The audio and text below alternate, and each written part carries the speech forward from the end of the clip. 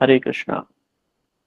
तो जैसा कि हम सभी जानते हैं कि हम लोग हर शनिवार को श्लोक क्लास कर रहे हैं, जिसके अंतर्गत हम गुरु तत्व सीख रहे हैं।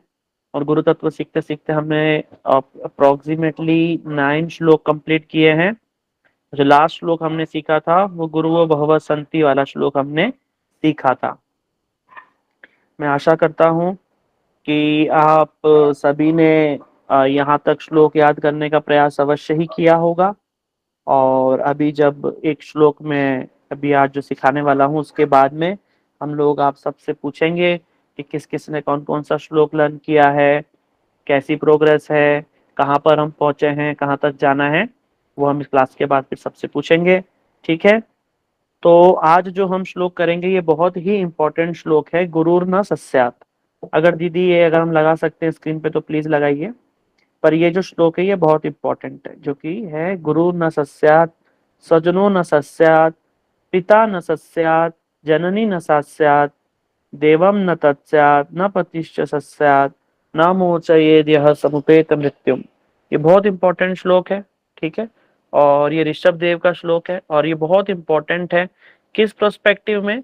ये उस प्रोस्पेक्टिव में इंपॉर्टेंट है कि हमारे जीवन में जितने भी संबंध हैं, चाहे वो माता हो, पिता हो, देवता हो, गुरु हो, दोस्त हो, जितने भी पति हो, पत्नी हो, जितने भी संबंध हैं, वो संबंध का एक ही मतलब है, एक ही कार्य है कि हम भगवान के भजन भक्ति में लगे।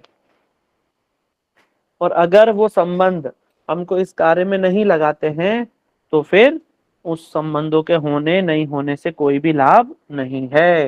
ये ऋषभ देव ये भागवत के 11वें स्कंद के 11वें अध्याय का 13वां श्लोक, ये ओ सॉरी 5वें स्कंद के 5वें अध्याय का 18वां श्लोक। तो ये ऋषभ देव ये बात को बता रहे हैं। ये बहुत इंपॉर्टेंट है। एक बार मैं फिर से आपको डिक्टेट कर देता हूँ, फिर समय आने पर ये फिर से आपके ग्रुप में आ जाएगा श्लोक। ये श्लोक है कि असदगुरु की निंदा। असदगुरु माने ऐसा व्यक्ति जो गुरु का कार्य नहीं कर रहा है। आप सभी को पता है कि माता पिता भी कहीं ना कहीं गुरु का कार्य करते हैं, पति भी गुरु का कार्य करता है, जिस देवता की हम पूजा करते हैं वो भी गुरु का कार्य करता है। तो इन सभी की जो वैल्यू है कब तक है? जब तक कि वो अपने वचनों से उनके आश्रित लोगों को भगवान की भक्ति में नहीं लगाता। अगर वो भगवान की भक्ति में लगाएगा तो जो भी उनके आश्रित भक्ति करेंगे वो भक्ति करके जन्म मरण से छूट जाएंगे, मृत्यु के भय से सिर पे मंडराती हुई जो मृत्यु है उससे उनकी रक्षा हो जाएगी। अगर वो ठीक ठीक रूप में शुद्ध भक्ति की बात अपने अनुगत जनों को बताएंगे तो फिर उनकी रक्षा हो जाएगी। लेकिन अगर नहीं बताता है, उनको शुद्ध भक्ति की बात नहीं बताता है, उनको यूं नहीं बोलता है कि भाई भगवान का भजन करो, तो फिर ऐसे पिता का पिता होने का कोई लाभ नहीं। इससे अच्छा है कि वो पिता संतान उत्पत्ति ही ना करें। ऐसी माता को जन्म ग्रहण करके अपने जबरदस्ती का समय व्यर्थ करने और एनर्जी और शरीर का हानि करने का कोई लाभ नहीं। इसलिए नीति भी कहती है कि नारी जरे तो संत जने या दानी असुर, वरना बांझन बेटी रहे काय गवाए नूर। बोला भैया अगर नारी है जन्म ही दे तो सबसे बढ़िया है कि भाई संत को जन्म दो। संत को जन्म देने से क्या होगा? भाई अपना खुद का तो उद्धार होगा, जगत का भी उद्धार होगा, संत होने से तो भाई लाभ ही लाभ है। या दानी, अब भाई संत जितना अधिकार नहीं तो दानी तो हो कम से कम कि भाई संतों की सेवा करे, वैष्णवों की सेवा करे। अरे वो भी नहीं तो शूरवीर हो, कि कुछ नहीं तो चलो देश धर्म पे आक्रमण हो, साधु संतों पर अत्याचार हो, तो शूरवीर होगा तो हथियार लेके खड़ा तो हो जाएगा युद्ध लड़ने के लिए। बोला शूरवीर भी नहीं है, फट्टू औलाद पैदा कर दी, किसी काम की नहीं, डरपोक है, निर्भीक भी नहीं, तो फिर क्या लाभ है ऐसे संतानों को पैदा करने का? समझ रहे हो? इसलिए माता पिता पर यहाँ पर बड़ा विशेष दायित्व रहता है। अपने बच्चों को हर समय निर्भीक बनाइए। उनको ये नहीं कि भक्त बनाया तो बड़ा डरपोक बना दिया उनको कि हर चीज से वो डरे, हाँ, घुग्गू से हो जाए। ऐसा नहीं करना है हमको। हमको बच्चों को हर समय कैसा बनाना है? उनको अभय प्रदान करना है। और अभय कब मिलेगा उनको? जब भगवान के चरणों का वो आश्रय लेंगे। कि भगवान के चरण कैसे हैं? अशोक अभय अमृत आधार, तुम्हार चरण द्वार ताहाँ ते कौन विश्राम लभिया, छाड़ी नु भावेर भय। यहाँ तक कि जो भाव का भी भय छूट जाता है, भगवान के चरण अभय प्रदान करने वाले हैं। इसलिए इस श्लोक का कहने का मतलब ये है, ऋषभ देव अपने पुत्रों को समझा रहे हैं, देखो बच्चों, वो गुरु गुरु नहीं है, वो तो रिश्तेदार रिश्तेदार नहीं है, वो पिता पिता नहीं है, वो जननी माता माता नहीं है, वो देवता देवता नहीं है, वो पति पति नहीं है, जो अपने अनुगत लोगों को मृत्यु रूपी भय से बचा नहीं पाए। मृत्यु रूपी भय से बचाने का एकमात्र उपाय है भगवान की भक्ति, भगवान का नाम, श्रवण कीर्तन स्मरण आदि नवधा नवदात्मक भक्ति। ये जो नवदा भक्ति रूपी जो भक्ति करवा करके अपने अनुगत लोगों को मृत्यु के भय से नहीं बचाता, तो वो फिर किसी काम का नहीं है। तो श्लोक इस प्रकार, एक बार ध्यान से सुन लीजिए। गुरुर न सस्यात, वो गुरु गुरु नहीं। स्वजनो न सस्यात, वो स्वजन माने रिश्तेदार, वो स्वजन स्वजन नहीं। पिता न सस्यात, वो पिता पिता नहीं। जननी न सास्यात, जननी के बाद आ जाएगा न सा, क्योंकि स्त्रीलिंग में सा लगता है। जननी न सास्यात, देवम न तत्स्यात, न पतिश्च सस्यात, न मोचयेद् यः समुपेत मृत्युम। ठीक है, इस श्लोक का आप लोग सब लर्न कर लेना, याद कर लेना अच्छे से, इसके अर्थ को भी याद कर लेना। और जहां कहीं भी हमको लगे कि भैया ये जो हमारा जिसको हम गुरु, आप देखना जगत के अंदर बहुत से लोगों ने गुरु बनाए रहते हैं, बहुत से लोग बोलते हैं कि हमारे तो पिता ही गुरु है, कुछ लोग बोलते हैं कि हम तो जिन देवता को पूजा करते वही हमारे गुरु है, कोई बोलता है कि हमारा तो पति गुरु है, कोई बोलता है कि हमारे तो रिश्तेदार में वो अमुक अमुक मामा है वही गुरु है।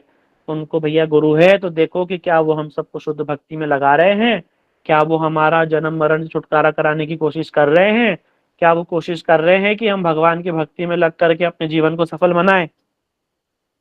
अगर नहीं तो वो फिर हमारे हितैषी नहीं, भले कितने भी हितैषी लगे लेकिन हितैषी नहीं है।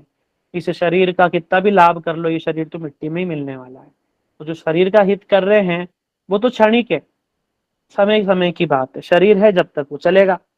लेकिन जो सच में आत्म कल्याण जो हमारा करवा रहे हैं, जो आत्मा का उद्धार कराने की कोशिश कर रहे हैं, जो भगवान की भक्ति में लगा रहे हैं, वही हमारे परम स्नेही है। भले ही वो ऊपर से हमारे शरीर का पोषण नहीं कर रहे, बट वास्तविकता में हमारा सचमुच का जो कल्याण है वो ही लोग कर रहे हैं। लेकिन हमारी हालत इतनी खराब है कि जो हमारे शरीर को आनंद पहुंचाता है उसको तो हम अपना हितैषी समझते हैं, लेकिन जो हमारे शरीर को आनंद नहीं पहुंचाता, हमें कटु वचन बोल करके भगवान की भक्ति में लगो, संसार नश्वर है और ये छोड़ो ऐसा बोल करके जो भगवान की भक्ति में लगाता है, वो हमको फिर हमारा शत्रु लगता है। वो लगता है कि ये व्यक्ति कैसा है, देखो हमारा आनंद को छीन रहा है, उसको हम उसको समझ नहीं पा रहे। वास्तव में वो ही हमारा आत्म कल्याण करने की कोशिश कर रहा है, लेकिन हमें समझ नहीं आ रहा है, समझ नहीं आता। जैसे जब बच्चा बोध होता है, छोटा होता है, 1.5-2 साल के जब बच्चे होते हैं, तो उनको जो दवाई पिला करके माँ तो स्वस्थ करना चाहती है, लेकिन बच्चा दवाई नहीं पीना चाहता। उसे चॉकलेट तो अच्छी लगती है, उसे बाकी चीज तो खूब अच्छी लगती है, पर दवाई जो उसके लिए परम हितकर है, जो उसको ताकत देगा टॉनिक, वो उसको अच्छा नहीं लगता।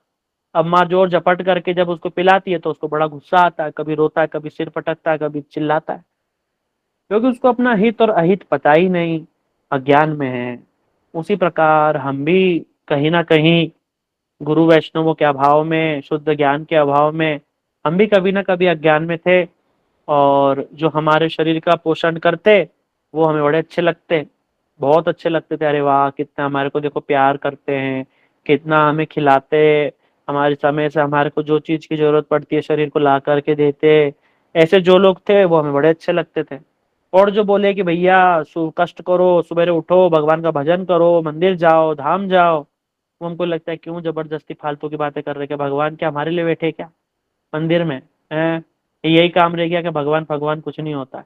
उन लोगों को हम ऐसे बोलते घूमते हैं लेकिन ये नहीं पता समय का पहिया तो घूम रहा है और एक समय रुक जाएगा। रुक जाने के बाद ये संसार में तुम्हारा दुकान मकान कपड़ा बीवी बच्चे जो भी है ये सब साथ में ना जाएगा ना दिखेगा। फिर रोना, पछताना। इसलिए राम जी कहते हैं भैया ये अवसर बहुत कठिनाई से मिलता है। आवत अवसर अति कठिनाई, राम कृपा बिनु आई न जाई, साधन धाम मोक्ष करि द्वारा, पाई न जई परलोक सवारा। ये जो हम मनुष्य शरीर मिला है, मोक्ष के द्वार पे खड़े हैं, अपने स्वरूप सिद्धि कर सकते हैं, भगवत उपलब्धि कर सकते हैं, लेकिन उसको छोड़ करके सांसारिक छोटी मोटी उपलब्धियों में उलझ करके हम लोग हमारे परमार्थ को ही नष्ट कर रहे हैं। इस आधुनिकता के जगत में प्रायः देखने में आता है कि सबसे ज्यादा हानि अगर किसी चीज की हुई है तो हम भारतवासियों के जो आध्यात्मिक जो जीवन है उसी की ही हानि हुई है। बाकी सब तो खूब बढ़ रहा है, घर में पैसा, गाड़ी घोड़ा, मकान, खिड़की, दरवाजे, स्कूटर, चाबी, सब बढ़ रहा है, पैसा भी बढ़ रहा है, लेकिन आध्यात्मिक उन्नति नहीं हो रही। पहले भारत के अंदर लोग गरीब होते थे, इतना पैसा, इतनी सुविधाएं नहीं होती थी। गांव में लोग पेड़ के नीचे बैठा करते, शाम को गर्मी में या ठंड के अंदर धूप में बैठा करते, थोड़े बहुत संसाधनों में मिलजुल करके भगवान का नाम जपते, रामायण आदि का पाठ करते, और बीच बीच में कोई साधु आते घूमते फिरते, उनकी सेवा करके उनसे उपदेश लेते और जीवन भर उसका पालन करते करते अपना समय निकाल देते थे। तो भारत कभी भी भोग में रत रहने वाला देश नहीं।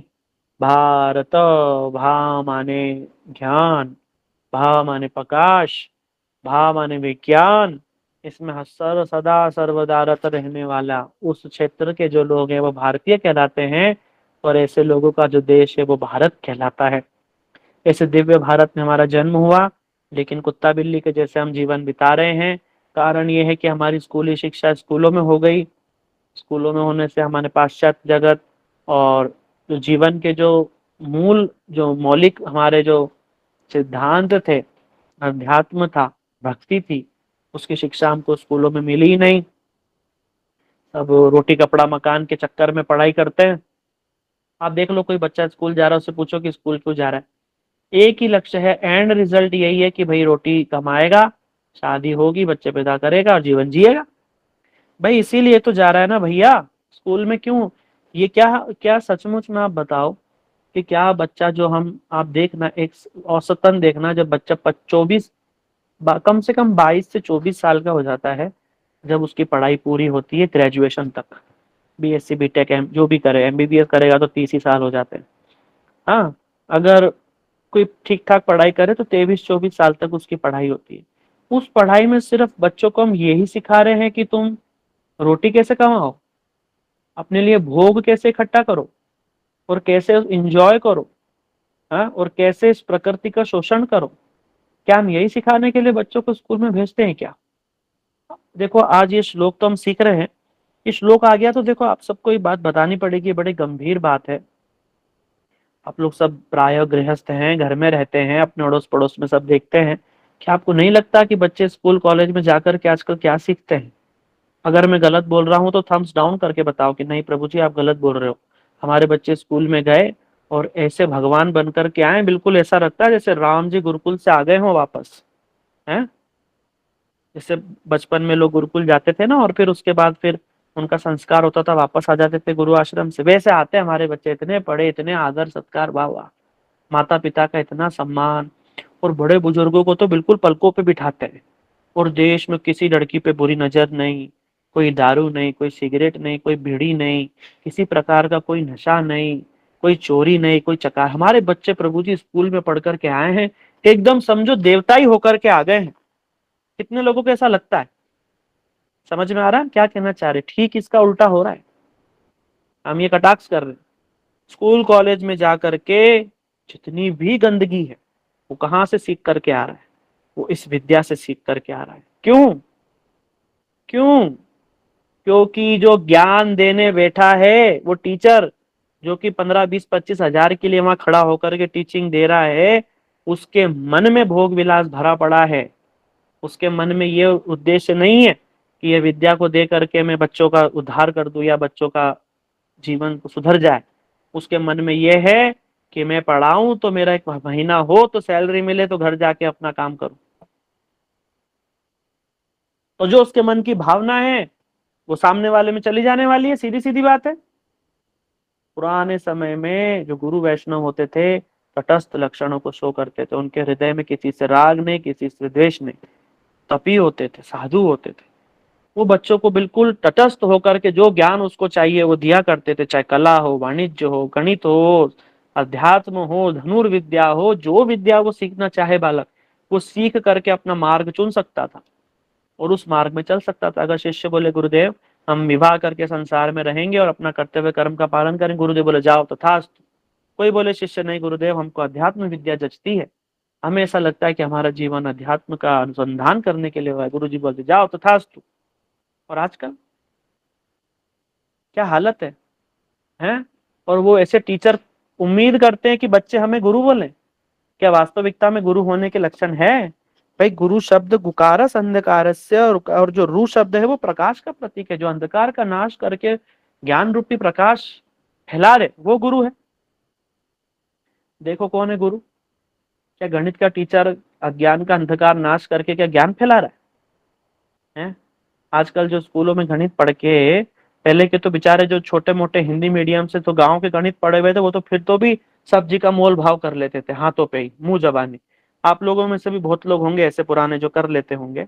और आजकल जो पढ़े लिखे निकल करके आ रहे हैं, कुछ भी नहीं आता है। जरा बाजार में खड़े होकर के थोड़ा भाव ताव करवाना, कुछ भी नहीं आता। जीरो बटा सन्नाटा। कैलकुलेटर मोबाइल निकालेंगे और वहां से मल्टीप्लाई डिवीजन चालू करेंगे। कारण कारण क्या है? कारण ये है कि भैया हमारा उद्देश्य ही एक दिख रही, they don't know even Hindi counting. Yes, उनको हिंदी में गिनती नहीं आती। बोला प्रभु जी ये 79, 88, 87 ये क्या होता है? 88, अच्छा ऐसा तो नहीं कोई स्पेनिश का वर्ड तो नहीं 88? है अच्छा 89, ऐसा लग रहा है जैसे अरबिक हो कुछ है। ऐसे अंग्रेज बच्चे पैदा कर दिए आप सबने। देखो कितने भाग्यशाली हो, घर बैठे बैठे हैं भारत में बैठे बैठे ऐसे बिल्कुल इंग्लैंड वाले बच्चे पैदा करे सबने, जिनको ये कोई हंसने वाली बात नहीं है, ये तो धिक्कार वाली बात है। अरे भाई साहब हम खुद इंग्लिश मीडियम से पढ़े हुए हैं, बस इसका मतलब ये थोड़ी ना है कि अपने ही जो संस्कृति को छोड़ दें, अपना ही मूलों को भूल जाए, अपनी वेशभूषा को भूल जाए, दूसरे का ऐसा अपनाओ कि खुद ही भूल जाए कि हम कौन है। किसी समय में भारत में मुसलमानों ने अटैक किया और मार करके तलवार के जोर पे या जैसे तैसे उनको किसी न किसी लालच से या तलवार के मारने की धमकी देकर लोगों को मुसलमान बनाया। अरे वो मुसलमान ऐसे मुसलमान हो गए कि जो असली मुसलमान भी इतने कट्टर नहीं है, वो इतने कट्टर अपने आप को भूल ही गए कि हम थे कौन। बिल्कुल भूल करके ही बैठ गए कि हम तो कभी हिंदू भी थे और हमको जोर जबरदस्ती करके मुसलमान बना, बिल्कुल भूल गए। उसी प्रकार हम ये स्कूल पढ़ाई कॉलेज के चक्कर में बिल्कुल भूल ही गए कि हम कौन हैं और क्या इस संसार में करने को आए थे। तो हम इस संसार में भैया ये सब करने को नहीं आए थे। हम संसार में क्या करने आए थे हरि भजन को। और ओटन लगे कपास, अब करते रहो कपास ओटते रहो, कुछ भी हाथ लगना नहीं। लेकिन जो हरि नाम का सहारा लिया तो बेड़ा जरूर पार हो जाने वाला है। अब एक बात और ध्यान से सुन लो। एक बार जो मीरा जी हैं, तो मीरा जी ने, उनके जो घर परिवार की स्थिति अच्छी नहीं थी, अच्छी इन द सेंस थे तो राजघराने के, सब बड़े बड़े राणा महाराणा थे। तो मीरा जी भी जो राज रानी थी, लेकिन घर के अंदर सब भक्ति का विरोध करते थे। लोगों को पसंद नहीं कि वो मीरा जो राज रानी है वो ऐसे साध्वी का भेष धर के और गली गली कूचा कूचा मेरे तो गिरधर गोपाल दूजा ना कोई करते घूमे हैं। वो साकरी गली में, जिन गलियों में उस जमाने में जात पात का भी चक्कर था, बोला जिस गली में नीचे जाति के लोग रहते हैं वहां राजघराने की मीरा जा करके और हरिदास जी से मिल करके आती है। लोगों को बिल्कुल पसंद नहीं ये सब बातें। तब सब लोग विरोध करते थे, मीरा बड़ी दुखी होती थी कि भाई लोग भक्ति का विरोध करते। तो उस समय के जो समकालीन संत तुलसीदास जी को मीरा जी ने पत्र लिखा। पत्र लिख करके कहा प्रभु मेरा मार्गदर्शन करो कि मुझे क्या करना चाहिए। ये जो मेरा परिवार है ये भी मेरा परिवार है, लेकिन मेरे से कृष्ण भक्ति नहीं छूटती और ये परिवार वाले मेरा विरोध करते, मैं क्या करूं। तुलसीदास जी ने कहा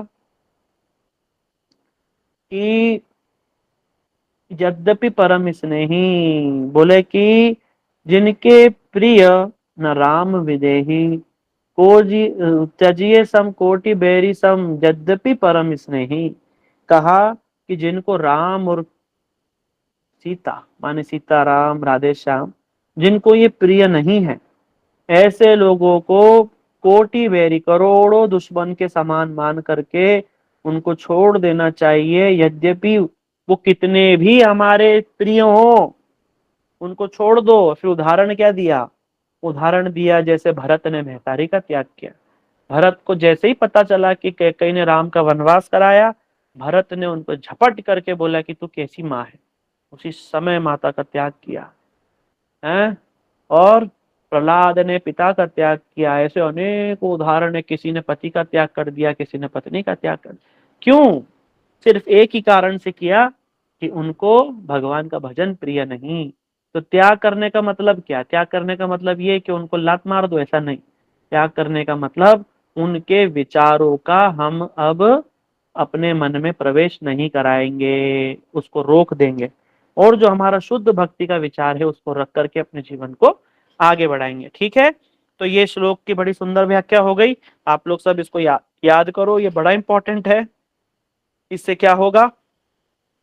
जो जगत के अंदर लोग बोलते हैं कि भाई माता पिता ही सबसे बड़े हैं, देवी देवता ही सबसे बड़े, ये सब भाई सब बड़े हैं, सबका अपना अपना महत्व है। लेकिन लोग बोलते हैं कि जब माता पिता ही नहीं होते तो तुम कहाँ होते? तो उनसे बोलो जो तो भगवान ही नहीं होते तो माता पिता कहाँ से होते? भाई किसी ना किसी के कृपा से तो हम आए हैं।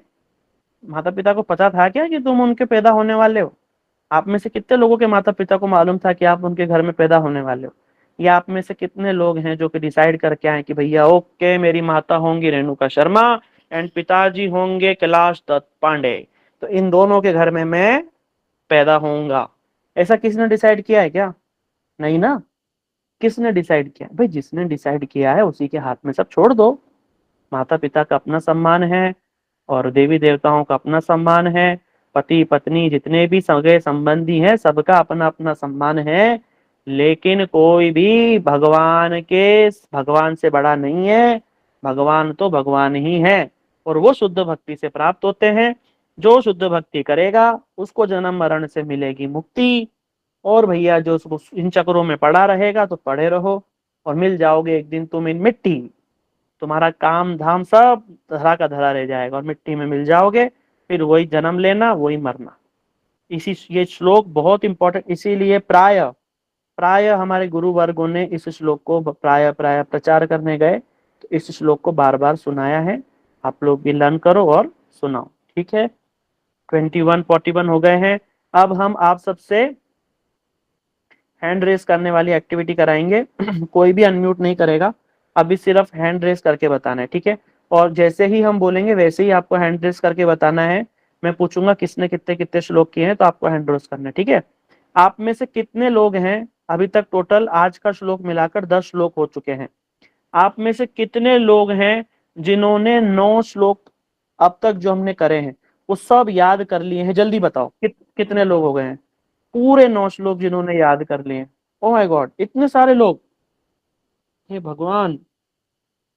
निधि शर्मा, मिथिलेश कुमार, खुशबू सिंह, आनंद निदासी, ध्रुव सती, शशि तिवारी, गौरव रिखारी, इतने सारे लोगों ने कर लिया है। वाह रे! अब मैं इतने सारे लोगों से कैसे पूछूं? मैं रैंडमली उठा करके किसी से कोई भी प्रश्न पूछूंगा। ठीक है। अब ये जो गौरव रिखारी करके हैं वो अनम्यूट करें। गौरव रिखारी। हरे कृष्णा प्रभु जी, दंडवत प्रणाम।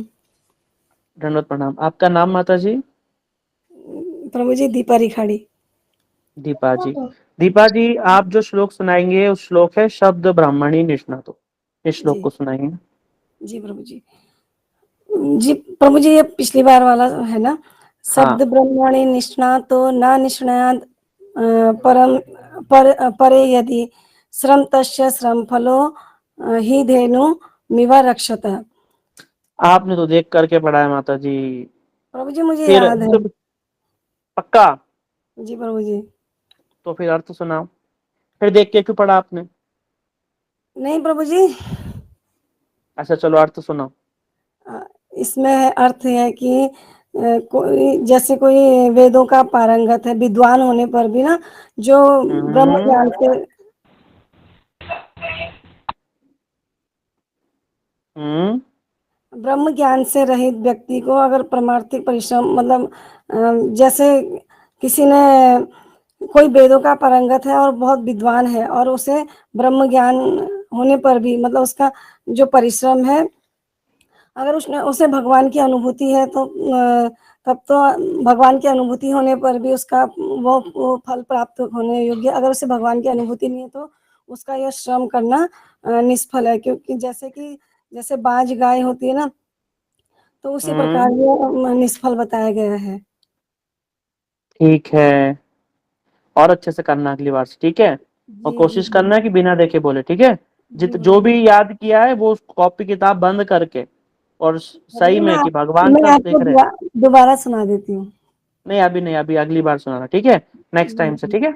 अच्छे से याद करना, ठीक है। और अर्थ बहुत जरूरी है, श्लोक याद होने से कुछ नहीं होगा। अगर उसे जी अर्थ हमें याद नहीं है तो फिर क्या फायदा उस श्लोक का। किसी को श्लोक सुनाने से क्या होगा, हम उसे बता ही नहीं पाएंगे। श्लोक सबको थोड़ी ना आती संस्कृत, ठीक है ना माता जी। जी प्रभु जी। ठीक है, वेरी गुड।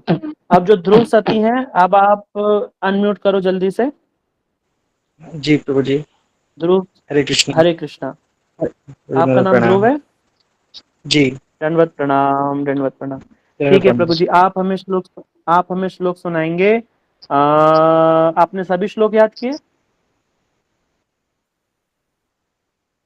जी। ध्रुव नौ प्रभु, नौ श्लोक। आपने जी सर। 9 श्लोक याद किए। ठीक है, वेरी गुड। ठीक है, आप हमें सुनाइए गुरुवो बहुवः संति वाला श्लोक सुनाइए। अच्छा, गुरुवो बहवः सन्ति। हम्म गुरुवो बहवः सन्ति। गुरुवो बहवः हम्म सन्ति। शिष्य। शिष्य शिष्य हम्म विताप हम्म विताप हम्म हर का।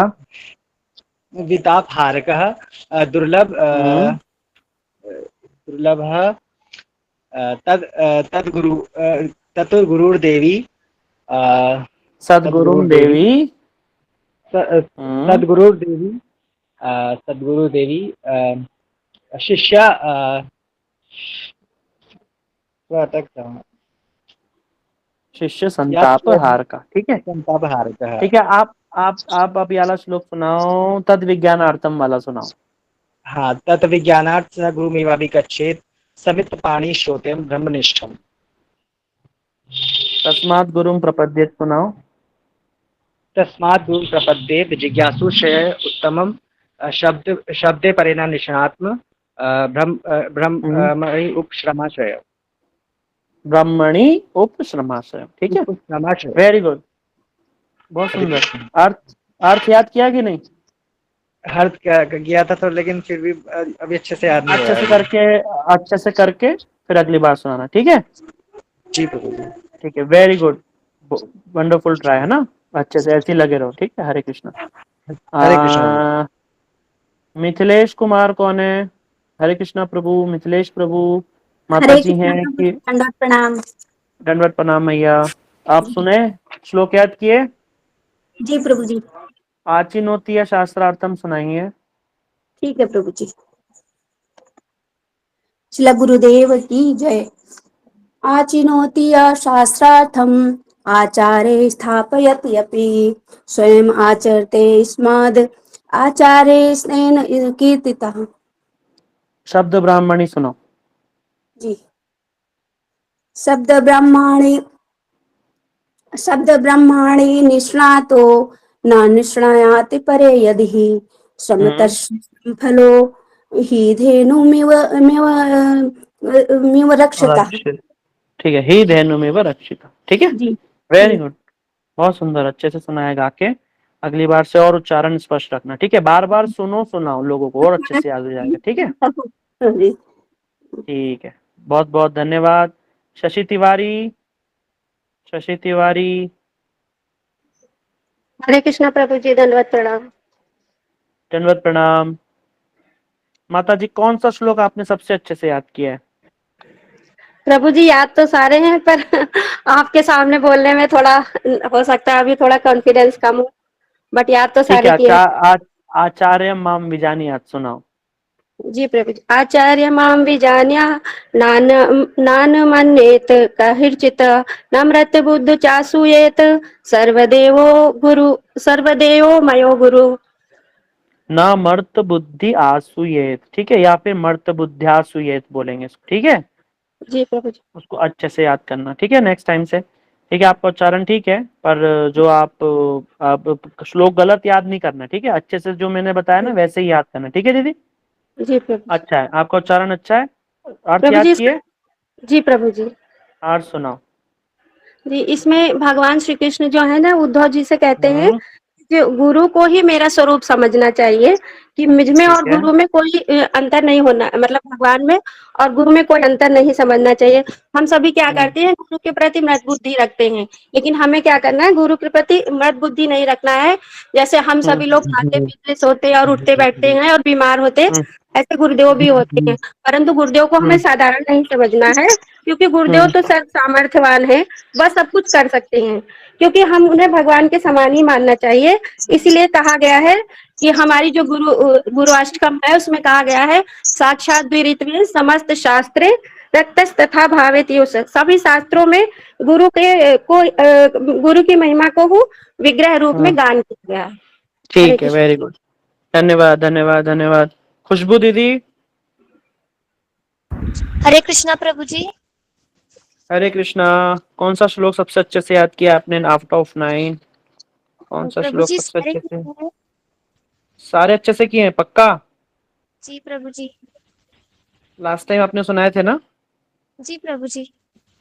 ठीक है, तो आप सुनाओ आज। आप शब्द ब्राह्मणी ही सुनाओ। जी लास्ट टाइम प्रभु से जी। तो आप सुनाओ। शब्द ब्रह्म न कृष्ण यदि श्रमस्तस्य श्रम फलो हितेनुमेव रक्षिता। ठीक है। आचार्य माम विजानिया सुनाओ जल्दी से। जी। आचार्य माँ विजानीयान्ना मन्येत कहिर्चित् न मर्त बुद्धया सूयेत सर्वदेव मयो गुरु। हाँ, आचार्यम माम, ठीक है। जी आचार्य प्रभु मामनी। जी। आचार्यम माम, ठीक है। जी प्रभु जी। ठीक है, आपका उच्चारण बहुत अच्छा है। अच्छे से श्लोक याद करो, ठीक है। आज का जो श्लोक है उसका अर्थ समझ में आया आपको? जी जी प्रभु जी, उसका 2 लाइन याद भी हो गई है, बस 2 लाइन और याद करनी है। अरे बाप रे। ठीक है, जी प्रभु। याद करो अच्छे से और अगली बार सुनाना अर्थ के साथ, ठीक है। जी जी प्रभु जी। हरे कृष्णा। अच्छे से ऐसे ही याद करोगे, जैसे मैं देख रहा हूँ आपने पिछले 3-4 क्लासेस से कंटिन्यूअसली सुनाए हैं। आप हो, आनंदनी दीदी हैं, मिथिलेश दीदी भी हैं, इनके पहले जो दीदी आप लोग हरे कंटिन्यूअसली कृष्णा। सुना रहे हैं। जी जी हाँ प्रभु जी। बोलिए।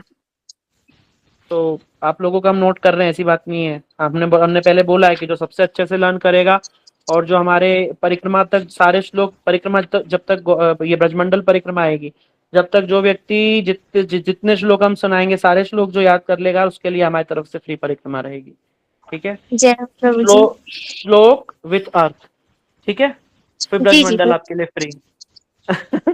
ठीक है। हरि पर बोल। पर अच्छे से करना होगा, ठीक है। जी प्रभु जी। जानकी गौर कौन है? देखो आनंदनी दासी दीदी आपसे हर बार सुन रहे, इस बार नहीं सुनेंगे, अगली बार सुनेंगे आपसे। इसका मतलब ये नहीं कि आप याद नहीं करेंगे, आप भी याद करेंगे, ठीक है। हरे कविता कृष्णा दीदी। प्रभु। हरे हरे कृष्णा प्रभु कृष्णा। जी। हाँ, दंडवत प्रणाम। कौन सा श्लोक याद किया?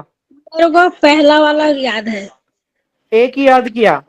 तद विज्ञानार्थ वाला। तद सुनाओ। विज्ञानार्थ स गुरु मेवाभिगच्छेत् समित हम्म। पान श्रोत्रियम ब्रह्मनिष्ठम। ठीक है। भगवत विषय के में जानने के लिए श्रद्धा हम्म, पूर्वक ऐसे गुरु के पास जाना चाहिए जिनके पास दो चीजें हैं। श्रोत्रियम, जिनको भगवत तत्व के बारे में संपूर्ण ज्ञान हो। ब्रह्मनिष्ठ, अच्छा। निष्ठम, जिनको ब्रह्म की अनुभूति हो। ब्रह्म के कहाँ से तात्पर्य। पढ़ रही हो? हाँ जी, हाँ जी प्रभु जी। कहाँ से पढ़ रही हो कि याद किया? हाँ, याद किया है। अरे मेरे को तो ऐसा लग रहा है बट टू बट पढ़ रही हो। चलो ठीक है, बढ़िया, अच्छा है। श्लोक याद किया, एक श्लोक याद किया, आपने तो बिल्कुल गड़ी जीत लिया है। ऐसे धीरे धीरे आगे बढ़ो, ठीक है, और याद करो। ठीक है प्रभु जी। Very good. कविता दीदी, अनम्यूट करो जल्दी से।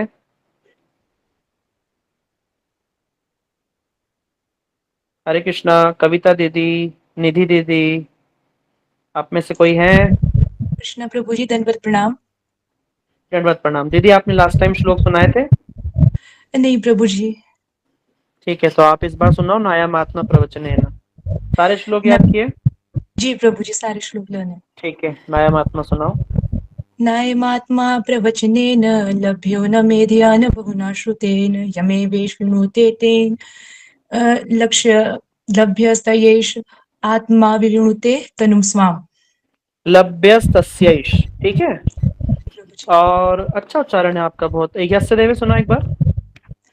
यही वाला प्रभु जी। यस्य देवे वाला। जी, यस्य देवे परा भक्ति यथा गुरु, सॉरी प्रभु जी, यस्य देवे परा भक्ति यथा देवे तथा गुरु तस्य कथिता ही अर्था प्रकाशन्ते महात्मनः। वेरी गुड, आपका उच्चारण अच्छा है। नेक्स्ट टाइम से पूरे श्लोक अच्छे से याद करके अर्थ भी याद करना मैं सुनूंगा, ठीक है? कुछ लर्न है, वैसे अर्थ भी लर्न है। ठीक है, तो फिर शब्द ब्राह्मणी का अर्थ सुनाओ। श्लोक सुनाओ पहले प्रभु जी। नहीं, शब्द सिर्फ अर्थ। वेदों के परंपरागत विद्वान होने पर भी अगर वह परब्रह्म ज्ञान से रहित उस व्यक्ति का परमार्थिक जो परिश्रम है उसी प्रकार निष्फल हो जाता है जिस प्रकार बांझ गाय को पालना। ठीक, वंडरफुल। लेकिन अगली बार से अपने लैंग्वेज में समझाओगे, ठीक है? ये जो बिल्कुल श्लोक का अर्थ है वो नहीं, समझ के अपनी भाषा में समझाना है, वो ज्यादा इम्प्रेसिव होता है, ठीक है? Very good. आपका नाम है निधि, राइट? जी प्रभु। कविता दीदी आप हो? अंजू दीदी, अंजू दीदी ने क्या पूरे श्लोक याद किए? हरे कृष्णा, जल्दी जल्दी भाई, टाइम नहीं है। अंजू दीदी बोलिए। ठीक है, सब लोग गए, ठीक है। तो हमने देखा इस बार काफी सारे लोगों ने, दीदी आप हो? Late everyone unmute. हाँ दीदी, टाइम हो गया है क्या? ठीक है ठीक है ठीक है। मुझे 10 आज की बजे क्लास, तक का होता है कोई ना, आप कर सकते हैं, वैसे 5 मिनट है। नहीं नहीं ठीक है ठीक है, मैं बस हैंड रेस करवाना चाह रहा था। अभी आज काफी सारे लोगों ने श्लोक सुनाए हैं और मैंने इनके नाम नोट किए हैं। नेक्स्ट टाइम इनको इनसे ना सुन के जो और भी लोग जो नाम याद करेंगे उनको सुनेंगे। इसका मतलब ये नहीं है कि आप लोगों का कंफर्म हो जाएगा, मैं आप लोगों से भी कभी भी सुन सकता हूँ। इसलिए सारे श्लोक सभी को याद करने हैं। और अब आप थम्स अप करके बताओ कि देखो आप श्लोक लर्न कर रहे हो तो आप लोगों को कैसा लग रहा है। थम्स अप करके बताओ जल्दी जल्दी जल्दी जल्दी, जितने लोग हैं सब। आप लोगों को कैसा लगा? आप लोगों को लगा कि हमारी लर्निंग स्पीड बढ़ रही है, हमारी याद करने की स्पीड बढ़ रही है? धीरे धीरे हमको श्लोक याद करने में बिल्कुल कम समय लगता है, राइट? काफी सारे लोगों ने हैंड रेस किया और बता रहे हैं। अरे बाप रे, इतने सारे। देखो, जो करेगा फिर उसी को अनुभव होगा, और जो फिर करेगा ही नहीं फिर क्या अनुभव होगा? ठीक है, हम देख रहे हैं सब लोगों ने।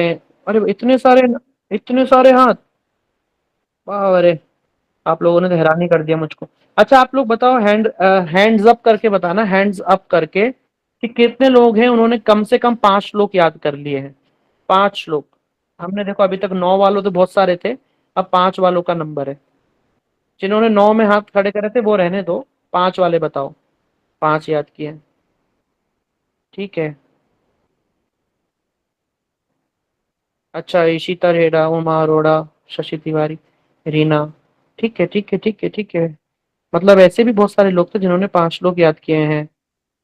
ठीक है, 2 किए हैं। एक माता जी लिख रही है हमने 2 किए हैं। माता जी आपने 2 किए हैं, आपका बहुत बहुत धन्यवाद। और हम आशा करते हैं आपने अच्छे से किया होगा। लेकिन आप जल्दी जल्दी कोर्स पे आ जाइए ना। 9 श्लोक हो चुके हैं, कम से कम 6-7 जरूर याद कर लीजिए नेक्स्ट क्लास तक, ठीक है? सभी लोग धीरे धीरे ट्रैक पे आ रहे हैं। और जो लोग याद नहीं कर रहे हैं, देखो कोई इतने ध्यान से बिठा करके आपको फिर भविष्य में सिखा पाएगा नहीं पाएगा, उसमें कोई पक्की बात नहीं है। हम आपको एनर्जी दे रहे हैं, आप लोग भी उसका सदुपयोग कीजिए। और घर बैठे बैठे देखो, पहले गुरुकुल कैसे कितने मुश्किल से ये जो विद्या हम सीख रहे हैं ना, ये साधारण नहीं है। पहले लोग अपने जीवन दांव पे लगाकर जंगलों में जाकर रहते थे, तब जाके गुरु के मुख से श्लोक और सब सीखने को मिलता था। अब घर बैठे बैठे आप लोगों को इतनी अच्छी सुविधा है। अगर हम इतना भी श्रम नहीं कर सकते तो फिर क्या होगा बताओ? क्या होगा? इतना श्रम, बिना नो पेन नो गेन। जो जब तक हमारे जीवन में थोड़ा तप नहीं होगा ना, तब तक सिद्धि नहीं होती है। इसलिए तप होना बहुत जरूरी है। तप माने अपने आप को कष्ट थोड़ा दो। रागलेखा दीदी कह रही है कि इन्होंने 4 याद किए, वेरी गुड, आगे याद करो, ठीक है? तो आज की क्लास को हम यही विराम देते हैं। आप लोगों का जुड़ने के लिए बहुत बहुत धन्यवाद, और श्लोक याद करने के लिए भी बहुत बहुत धन्यवाद। हाँ, और श्लोकों की पीडीएफ आप सबको मिल जाएगी। ठीक है।